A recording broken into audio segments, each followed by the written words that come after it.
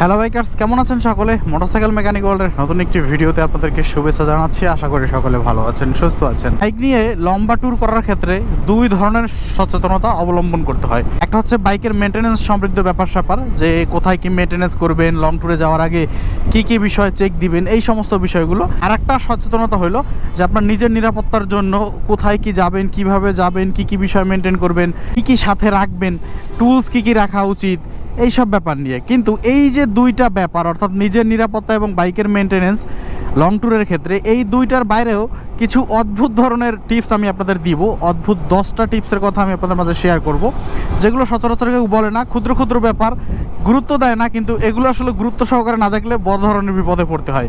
তো আমার নিজের ব্যক্তিগত কিছু অভিজ্ঞতা থেকে এই 10টা টিপস আজকে আপনাদের জন্য। চলুন তাহলে ভিডিওটা শুরু করা যাক।